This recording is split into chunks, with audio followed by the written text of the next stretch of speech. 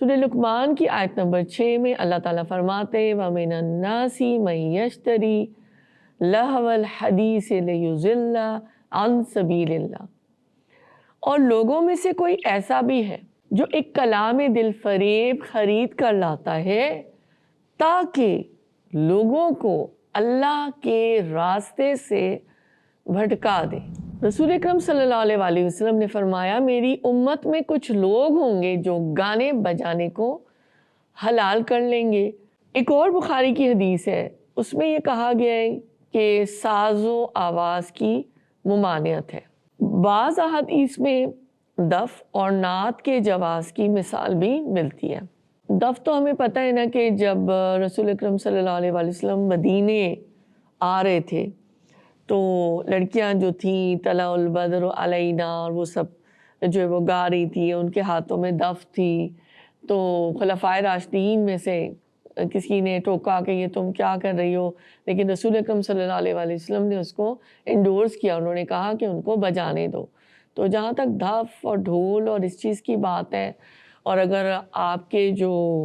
آواز میں جو الفاظ یا جو شعر آپ استعمال کر رہے ہیں وہ غیر اللہ یا کوئی ایسی فحاشی کی طرف نہیں جا رہے تو اس میں کوئی رکاوٹ نہیں ہے، تو اس حد تک تو اجازت دی گئی ہے۔ ایک اور حدیث ہے کہ رسول اکرم صلی اللہ علیہ وآلہ وسلم نے فرمایا کہ میں موسیقی کے آلات کو توڑنے والا بنا کر بھیجا گیا ہوں۔ اتنے سخت الفاظ ہیں نا یہ،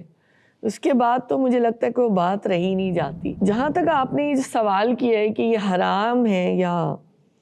حلال ہے یا جائز ہو سکتی ہے موسیقی یا نہیں، تو حرام یا کا لفظ تو قرآن میں نہیں آیا۔ ہم وہ بات نہیں کہہ سکتے جو کہ ہمیں قرآن کے کی آیات میں نظر نہیں آ رہی، لیکن جب ہم علماء کے ذریعے سے، مفسرین کے ذریعے سے، اپنے استادوں کے ذریعے سے کسی بھی فلسفی کو یا آیات کو سمجھتے ہیں تو میں یہ بات اس موقع پر یہاں پر کہنا چاہوں گی کہ موسیقی، میوزک اور یہ ساز آلات اور یہ ساری چیزیں جو ہیں یہ اپنے پیچھے ایک پوری سوچ اور فلسفی رکھتی ہیں۔ اگر آپ کے الفاظ اور آپ کے جو ساز اور آواز جو ہیں، اس پہ سائنٹیفک ریسرچز بھی ہوئی ہیں کہ یہ آپ کو اللہ سے دور کرتے ہیں، یہ آپ کو اللہ کی یاد سے دور لے جاتے ہیں۔ یہ آیت میں بھی یہ بات آئی تھی کہ یہاں پہ میں نے جواب اپنا شروع کیا تھا کہ یہ لہو الحدیث کا جو لفظ ہے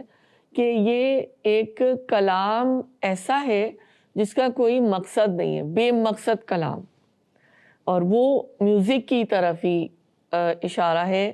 حضرت عبداللہ بن مسعود نے قسم کھا کے یہ فرمایا کہ خدا کی قسم اس سے مراد گانا ہے۔ مزید جب ہم تفاسیر میں دیکھتے ہیں تو بشمار حدیث آتی ہیں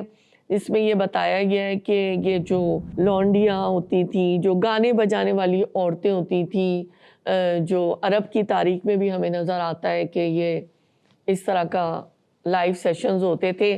گانے بجانے کے، تو یہ سب چیزیں جو ہے نا اس کو کنڈیم کیا گیا۔ قرآن اس کو کنڈیم کرتا ہے بہت برے طریقے سے، کیونکہ یہ ہو نہیں سکتا کہ گانا بجانا ہو رہا ہو، ناچ گانا ہو رہا ہو،